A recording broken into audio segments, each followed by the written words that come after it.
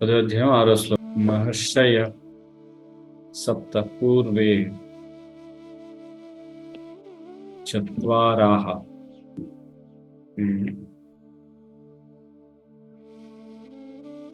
చత్వారో మహర్షయ సప్త పూర్వే చత్వారో మనవస్తథా మద్భావా మానసా జాత ఏషాం లోక ఇమాః ప్రజాః. సప్త మహర్షులు వారికి పూర్వము సనక సనందనాదులు మరియు మనువులు నా మానసము నుండియే ఉద్భవించిరి. వివిధ లోకములందలి సర్వజీవులు వారి నుండి జన్మించిరి. ఇక్కడ కృష్ణుడు ఏమని చెప్తున్నాడు?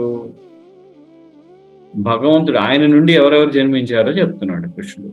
ఎవరు? సప్త మహర్షులు. సప్తర్షులు అంటాం మనం, మహానం. సప్తర్షులు అంటే ఇవి కూడా ఇంద్రుడు ఏ విధంగా ఉంటాడు? ఇంద్రుడు ఒక పదవి. అదే విధంగా సప్తర్షులు కూడా పదవులే. వాళ్ళు ఎప్పుడు కూడా ఇప్పుడు విశ్వామిత్రుడని లేదా గౌతముడు, కాణాదుడు వీళ్ళ కొంతమంది ఉంటారు. వాళ్ళు స్థిరంగా ఎప్పుడు ఉండరు. కొంతమంది ఆ సప్తర్షులలోకి అది కూడా ఒక పదవులు లాంటివి. అక్కడ కొంతమంది మారుతూ ఉంటారు, కొంతమంది స్థిరంగా ఉండే అవకాశం ఉంది. అంతేగాని ఎప్పుడు 7 పేర్లు ఉంటాయి, అవి ఎప్పుడు అలాగే ఉంటాయని కాదు ఆ సప్తర్షులలో కూడా. కాబట్టి ఈ సప్తఋషులు వారికి పూర్వము సనక సనాందనాలు అంటే సప్తఋషుల కంటే కూడా ముందలే బ్రహ్మ మానస పుత్రులు అని కొంతమంది ఉన్నారు. ఎవరు? నారదుడు, చతుష్కుమారులు, వీళ్ళందరూ కూడా మనస్సు నుండి పుట్టారు. బ్రహ్మ యొక్క మనస్సు నుండి. ఎవరు? బ్రహ్మ మనస్సు నుండి.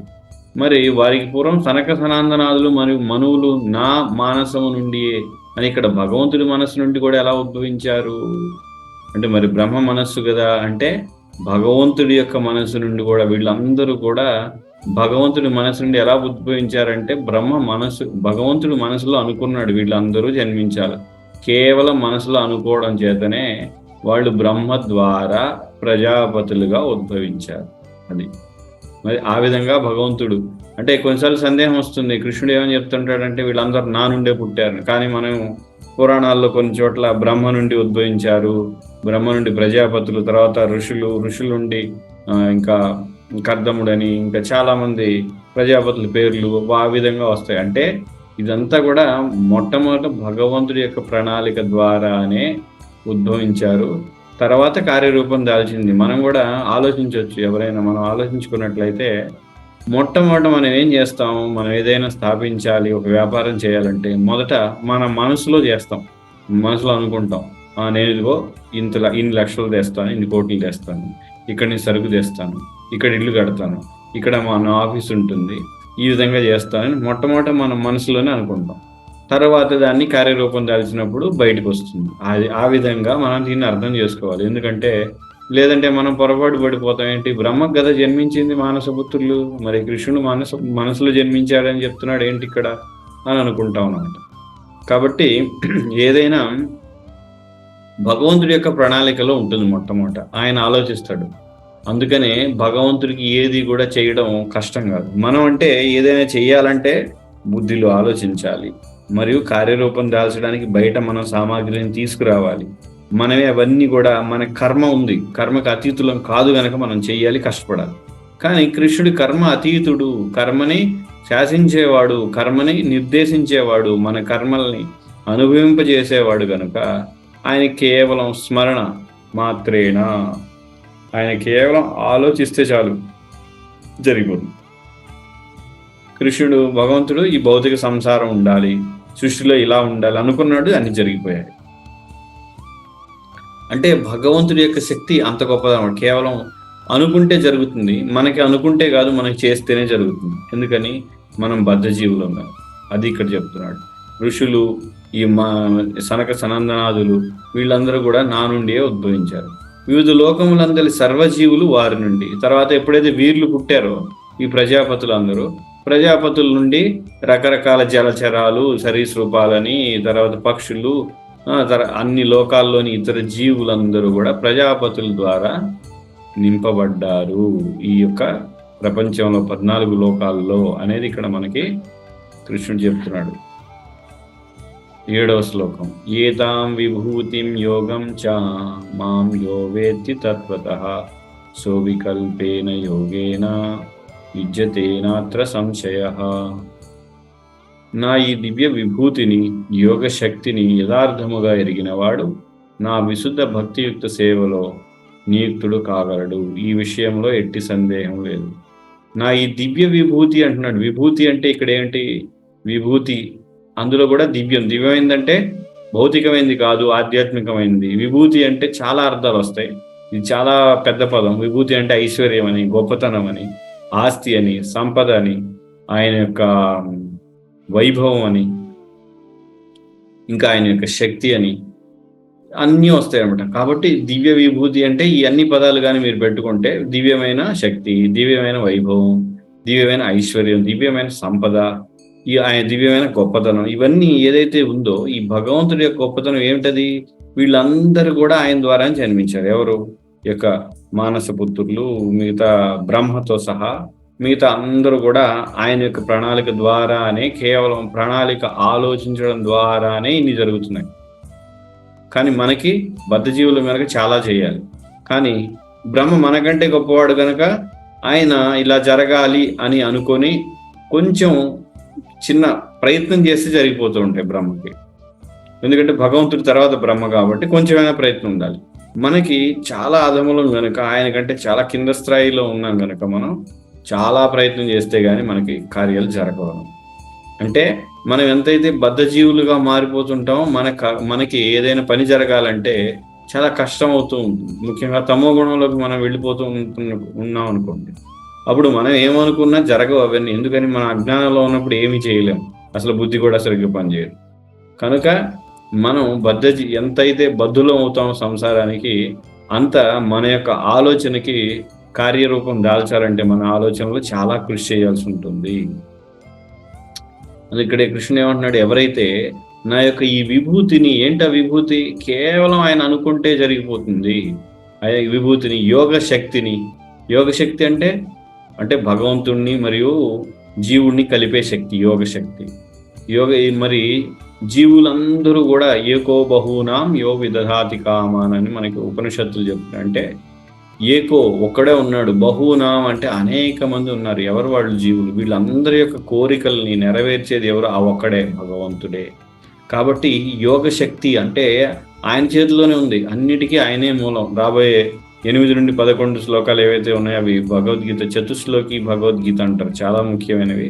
ఈరోజు మనం 3 శ్లోకాలు చెప్పుకోబోతున్నాం, 8, 9, 10. కాబట్టి యోగ శక్తిని యథార్థంగా తెలుసుకున్నవాడు, భగవంతుడి యొక్క విభూతిని అర్థం చేసుకున్నవాడు ఏం చేస్తాడు? విశుద్ధ భక్తియుక్త సేవలో నియుక్తుడవుతాడు. విశుద్ధ భక్తియుక్త సేవ అంటే తిరుపతికి వెళ్ళేవాళ్ళు చాలా మంది విశుద్ధ భక్తులు కాదు, అసలు దాదాపు భక్తులే కాదు. అని మనం అంటుంటాం, భక్తులందరూ రండి, భక్తులందరూ లైన్లో నిలబడి. అసలు భక్తులు అంటే ఎవరు? అసలు భగవంతుడి ఆనందం, శుద్ధ భక్తుల గురించి చెప్పేది. వీళ్ళంతా మిశ్రమ భక్తులు. అందరూ చాలా మంది మిశ్రమ భక్తులు అంటే కూడా భోగులని చెప్పాలంటే కలియుగం. ఎక్కువ మంది అక్కడికి వెళ్ళేవాళ్ళు భోగులు, భక్తులు కాదు. ఎందుకు భోగులు? ఆయన దగ్గరికి వెళ్తే, గుండు కొట్టుకుంటే లేదా ఆయన్ని ముక్కుంటే మనకి సంపద వస్తుంది, వీసా వస్తుంది, భార్య వస్తుంది, ఐశ్వర్యం వస్తుంది, సంతానం వస్తుంది. ఇవన్నీ ఏమి ఉండవు. అక్కడికి వెళ్తే మొత్తం మనకి బోడిగుండు అయిపోతుంది, ఉన్న సంపద అంతా పోతుందంటే ఎవరైనా వెళ్తారు అక్కడికి? శుద్ధ భక్తులు మాత్రమే వెళ్తారు. మన దగ్గర ఉన్న సంపద అంతా భగవంతుడు తీసేసినా పర్వాలేదు, ఆయన్ని నేను దర్శించుకుంటాను, ఆయన ఆనందమే కావాలని శుద్ధ భక్తులు వెళ్తారు. కాబట్టి ఈ విధంగా పూర్తిగా అంటే భోగులు అనమాట. ఎవరు? తిరుపతి వీళ్ళందరూ వెళ్ళేవాళ్ళు ఎక్కువ. మరి ఇక్కడ ఏం చెప్తున్నారు? విశుద్ధ భక్తులు అవుతారంట. ఎవరు? భగవంతుడి యొక్క విభూతిని, ఆయన యొక్క యోగ శక్తిని యథార్థంగా తెలుసుకున్నవాళ్ళు. కాబట్టి ఇక్కడ ఎవరికి యథార్థంగా ఏ మాత్రం తెలియదు అని మనకు అర్థమవుతుంది. అంతేందుకు, యథార్థంగా తెలుసుకున్న వాళ్ళు శుద్ధ భక్తులు అవుతారంటున్నాం. మనం చదువుతున్నాం భగవద్గీతని. మన పరిస్థితి ఏంటి? మనం కూడా భోగులు కోవయే చెందుతాం. మనమేమి యథార్థంగా అర్థం చేసుకోవట్లేదు. కాబట్టి మనం ఏం ఆలోచిస్తాం? ఎంతసేపటికి భక్తి చేస్తాం, భగవంతుడి నామం చేస్తాం, కానీ మనకు కూడా ఎటువంటి కష్టాలు ఉండకూడదు. సంపదలో, మన ఆహార విహారాల్లో ఎటువంటి ఇబ్బందులు రాకుండా ఉండాలి అనే ధోరణి మనది. కాబట్టి మనం కూడా భోగమే. మహా అంటే కొంత భోగం, కొంత యోగం ఆశిస్తాం. అవి కొంత, ఎందుకంటే పదే మనకి ఆచార్యులు, భక్తులు చెప్తూ ఉన్నారు కనుక కొంచెం ఏమైనా అటు మొగ్గు చూపే అవకాశం ఉంది. కానీ మనం శుద్ధ భక్తి మాత్రం చాలా దూరంగా ఉన్నాం. శుద్ధ భక్తికి ఈ విషయంలో ఎట్టి సందేహం లేదు. ఏమని చెప్తున్నాడు కృష్ణుడు? ఎవరైతే నా యొక్క విభూతిని మరియు యోగ శక్తిని తెలుసుకుంటారో వాళ్ళు శుద్ధ భక్తులవుతారు. ఇందులో సందేహమే లేదు. కాబట్టి మనం అవ్వడం లేదు అంటే అర్థం ఏంటి? భగవంతుడి యొక్క ఈ విభూతిని, శక్తిని మనం ఇంకా అర్థం చేసుకోలేదు. ఇంకా చెప్పాలంటే ఈ భౌతిక ప్రకృతి యొక్క లక్షణం ఏదైతే భగవంతుడు చెప్పాడో దుఃఖాలు అనేది మనకు అర్థం కాల. ఇంకా ఇక్కడ సుఖం ఏదో ఉందని భ్రమలో ఉన్నాం కాబట్టి ప్రయత్నం చేస్తూ ఉంటాం అన్నమాట.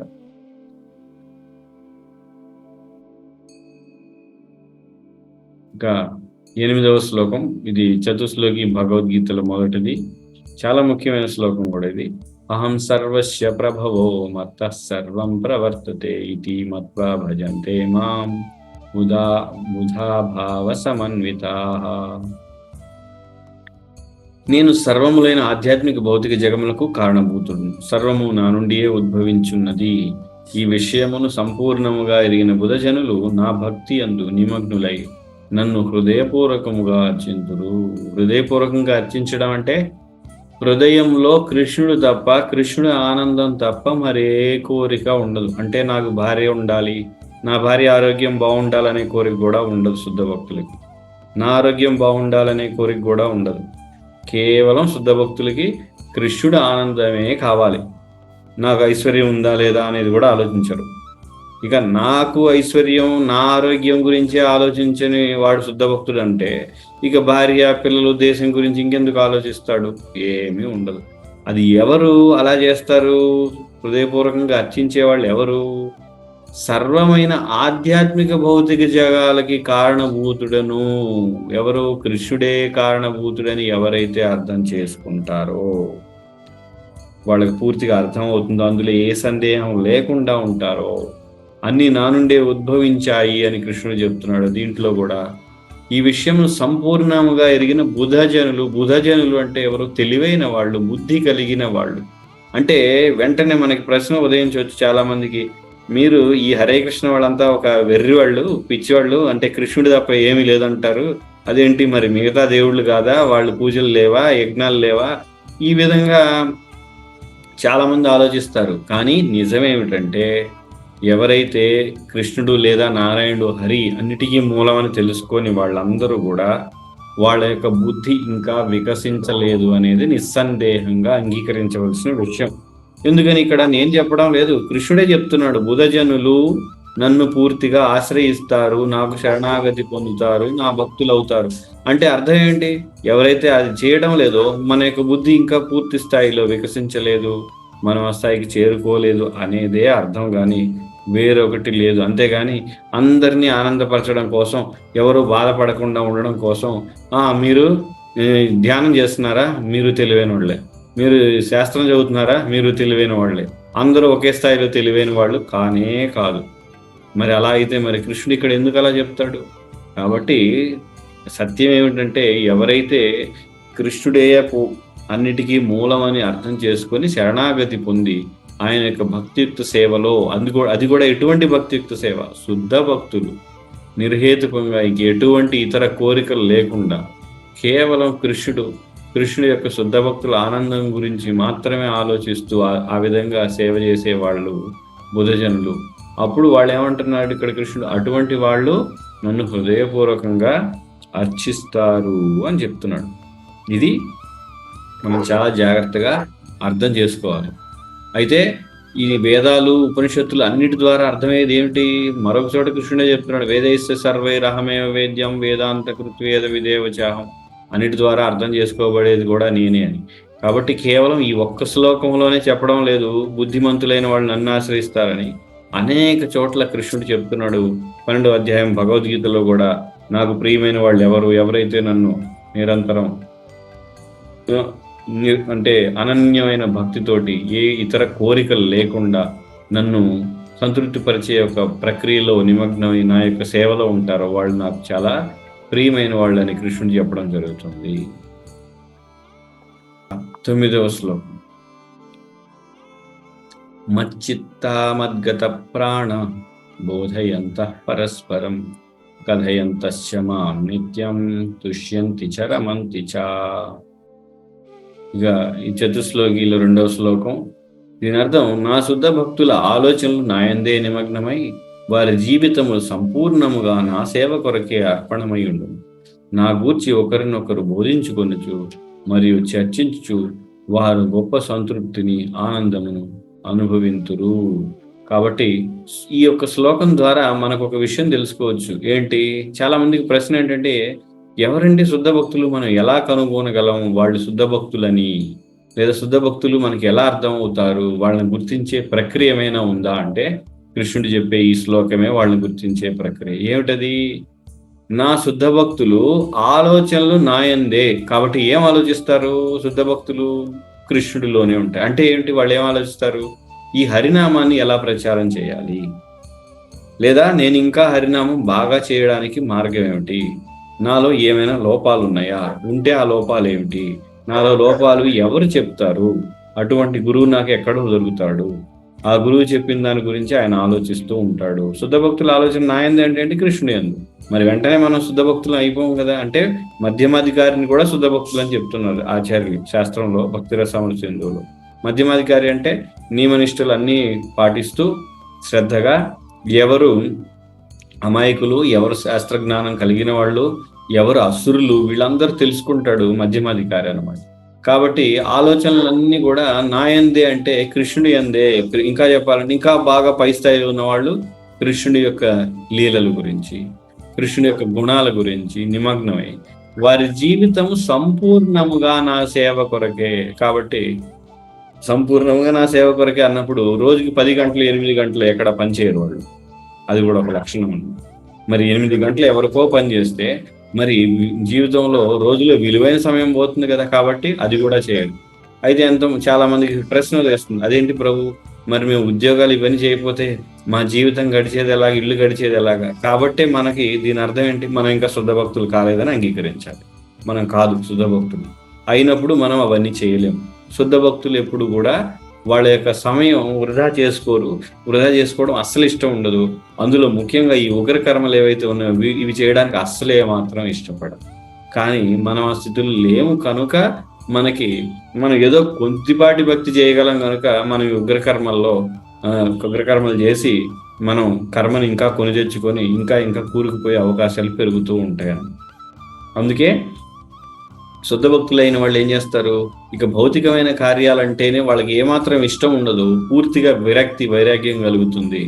ఇంకా సంపూర్ణముగా జీవితం నా కొరకే అర్పణమై ఉండును. వాళ్ళ జీవితం అంతా కూడా, అంటే మరి శుద్ధ భక్తులు కావాలంటే సన్యాసులు అయి ఉండాలా? అవసరం లేదు. గృహస్థులు కూడా శుద్ధ భక్తులు అవ్వచ్చు.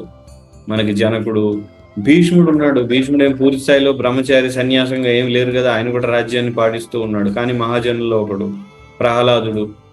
ప్రహ్లాదుడు కూడా గృహస్థుడే. ఈ విధంగా బలి మహారాజ్, చాలా మంది మహాజనులు ఉన్నారు. వీళ్ళందరూ మరి అందరూ బ్రహ్మచారులు సన్యాసులు అయిపోయారంటే కాదు. ఏ స్థాయిలో ఉన్నా కూడా అవ్వచ్చు. అంటే మన అధీనంలో ఉన్న అన్నింటినీ కూడా భగవంతుడికి అర్పించే స్థితిలో ఉండాలి. మన దగ్గర ఇప్పుడు అందరి దగ్గర ఎంతో కొంత ధనం ఉంది. అందులో 10% కూడా మనం అర్పించడానికి సిద్ధంగా లేము. నిజంగా గుండె మీద చేసుకొని చెప్తే అందరూ కూడా, ముఖ్యంగా గృహస్థులైన వాళ్ళు 10% ఇస్తున్నామో భగవంతుడికి లేదు. మరి అలాంటిది ఇక్కడ ఏమంటున్నారు? సంపూర్ణంగా భగవంతుడికి పూర్తిగా 100% అన్ని కృష్ణుడి యొక్క సేవలోనే ఉంచాలట. వాళ్ళని శుద్ధ భక్తులు అని చెప్తున్నాడు కృష్ణుడు నా గూర్చి. కాబట్టి ఇక్కడ ఈ శ్లోకం ఏమని చెప్పాను? గుర్తించడం ఎలాగా శుద్ధ భక్తుల్ని అనేది చెప్తుంది. ఇంకా వాళ్ళు ఏం చేస్తారు? వాళ్ళ ఆలోచనలు కృష్ణుడిలో ఉంటాయి. పూర్తిగా సమయం అన్నింటినీ కూడా కృష్ణుడికి అర్పిస్తారు. ఇంకా ఇంకొక ముఖ్యమైనది బాగా కనిపించేది ఏంటి? నా గూర్చి ఒకరినొకరు బోధించుకొనుచు మరియు చర్చించుచు. అంటే వాళ్ళు ఎప్పుడు కూడా శ్రవణం చేస్తూ ఉంటారు, లేదా ఇతరులకి వినిపిస్తూ ఉంటారు. భగవంతుడి గురించి వాళ్ళైనా వింటారు, లేదా ఇతరులకి చెప్పడానికి సిద్ధంగా ఉంటారు. చర్చిస్తూ వారు గొప్ప సంతృప్తిని, ఆనందాన్ని ఎందులో పొందుతారు? కృష్ణుడి గురించి, భగవత్ తత్వం గురించి చర్చించడంలో లేదా వినడంలో సంతృప్తిని, ఆనందాన్ని పొందుతారు. మరి మనకైతే సంతృప్తి, ఆనందం ఎక్కడ ఉంది? ఎవరు ప్రైమ్ మినిస్టర్ అవుతారు, ఇండియాలో మళ్ళీ బీజేపీ వస్తుందా రాదా, నెక్స్ట్ సీఎం ఎవరు, నెక్స్ట్ పిఎం ఎవరు, మళ్ళీ వార్ ఎక్కడొస్తుంది, మళ్ళీ కరోనా పూర్తయిందా లేదా, ఎప్పుడు పోతుంది, మమ్మో మనకేమైనా వస్తుందేమో రోగం, కొత్త రోగాలు ఏంటి, మన ఆలోచనలన్నీ ఇక్కడ ఉన్నాయి. మనకు అక్కడ సంతృప్తి. కాబట్టి శుద్ధ భక్తుల యొక్క సంతృప్తి ఏమిటి? కృష్ణుడి గురించి, తత్వం గురించి, ఏ విధంగా ఆధ్యాత్మిక పురోగతి పొందాలి, వాళ్ళలో ఉన్న లోపాలను సరిదిద్దుకునే ప్రక్రియ ఏమిటి, ఒకళ్ళనొకళ్ళు చర్చించడం, శిక్షణ పొందడం, ఇవన్నీ వాళ్ళు చేస్తారు. కాబట్టి ఇది మనకి స్పష్టంగా కనిపించేది బాహాటంగా వాళ్ళ యొక్క మాటల ద్వారా కూడా. ఎక్కువగా భౌతికంగా కూరుకుపోయిన వాళ్ళందరూ ఏం చేస్తుంటారు, ధనం గురించి, వాళ్ళ కుటుంబం గురించి, బంధువుల గురించి మాట్లాడడం సహజంగా జరుగుతూ ఉంటుంది. కానీ శుద్ధ భక్తులైన వాళ్ళంట ఈ విధంగా వాళ్ళు కృష్ణుడి గురించి చర్చించుకోవడంలో ఆనందాన్ని పొందుతూ సంతృప్తి చెందుతూ ఉంటారు అని ఇక్కడ కృష్ణుడు చెప్తూ ఉన్నాడు. 10వ శ్లోకం. తేషాం సతతయుక్తానాం భజతాం ప్రీతిపూర్వకం దదామి బుద్ధి యోగం తం ఏన మాముపయాంతి తే. ప్రేమతో నా సేవయందు నిరంతరాసక్తులైన వారికి నన్ను చేరగల బుద్ధి యోగమును నేను ఇస్తాను, నేను అసగులను. చాలా సరళం ఇది అర్థం, కానీ ఇందులో చాలా లోతైన భావం ఉంది. ఏంటది? ప్రేమతో తేషాం సతతయుక్తానం భజతాం ప్రీతిపూర్వకం, ఇష్టపూర్వకంగా. ప్రీతి అంటే ఇష్టం, ఎటువంటిది? చాలా ఇష్టం. ఎవరు ఇష్టం? కృష్ణుడు అంటే ఇష్టం. ఎలా ఆ ఇష్టంతో ఏం చేయాలి? భజతాం, భజించాలి. హరే కృష్ణ భజ అని చేయడం, ఆయన కోసం వండడం, ఆయన నామం చేయడం, ఆయన గురించి చెప్పడం. ఎలాగా? ఎంత భజతాం, ఎంత ప్రీతి అంటే అవతల వ్యక్తికి వీడికి ఏదో మెంటల్ వచ్చింది, పిచ్చి ఎక్కినట్టుంది అనే భావనలో ఉండాలి. అంటే సాధారణమైన వ్యక్తులు చూస్తే వీడికి ఏదో కృష్ణుడికి సంబంధించిన పిచ్చి వచ్చింది అనుకునేట్లుగా అంతగా భజన చేస్తూ ఉంటే అది సరైన స్థాయి అన్నమాట. అటువంటి స్థాయిలో ఉంటారంట శుద్ధ భక్తులు. కానీ మనం అలా అనుకోం కదా. మనం అలా అనుకోవడానికే ఇతరులు మనం ఏదో పిచ్చివాళ్ళగా చూడడానికే ఇష్టపడం. కానీ ఆ స్థితిలో ఉంటేనే శుద్ధ భక్తులు. అదే కదా ఇక్కడ చెప్తున్నాడు, సతతాం భజతాం ప్రీతిపూర్వకం. అటువంటి వాళ్ళకి ఇష్టంతో ఎవరైతే నన్ను భజిస్తారో వాళ్ళకట దదామి బుద్ధి యోగంతో, నేను వాళ్ళకి బుద్ధిని నేను ఇస్తాను. ఎలాంటి బుద్ధిని ఇస్తాను? ఎలాంటి బుద్ధి యోగం? దాని ద్వారా నన్ను చేరుకోగలరు, నన్ను చేరగలిగేటువంటి బుద్ధిని కృష్ణుడు ఇస్తాడట. అది ఇక్కడ చెప్తున్నాడు. కాబట్టి కృష్ణుడి చేరుకోగలిగే బుద్ధి మాత్రమే, అంతేగాని ఎవరైనా శుద్ధ భక్తులు అయ్యారంటే వాళ్ళకి మొత్తం తెలిసింది, సర్వజ్ఞులు, అంతా తెలిసిపోయిందని, ఈ ప్రపంచంలో ఏ మూలన ఏముంది, ఏ జీవి ఎక్కడుంది, వాళ్ళ పేర్లు ఏంటి అన్నీ తెలియవు వాళ్ళకి. కేవలం భగవంతుడిని చేరుకోగల బుద్ధి జ్ఞానం మాత్రమే శుద్ధ భక్తులకు ఉంటుంది. కానీ శుద్ధ భక్తులకి అన్నీ తెలుసు అనగానే ఆయన శుద్ధ భక్తుడు పరమాత్మలా ఐక్యమైపోయి పరమాత్మలాగా, పరమాత్మకే అన్నీ తెలుసు, మిగతా మనం ఎవ్వరికి కూడా అన్నీ తెలియదు.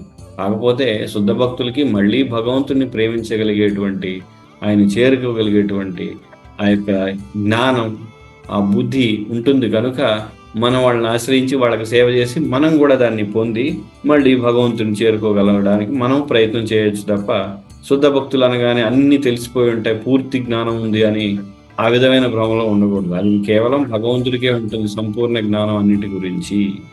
అది ఇక్కడ మనం అర్థం చేసుకోవాల్సింది. కాబట్టి ఇంతటితో ముగిస్తున్నాను. హరే కృష్ణ. ఎవరికైనా ప్రశ్నలు ఏమైనా ఉంటే అడగచ్చు.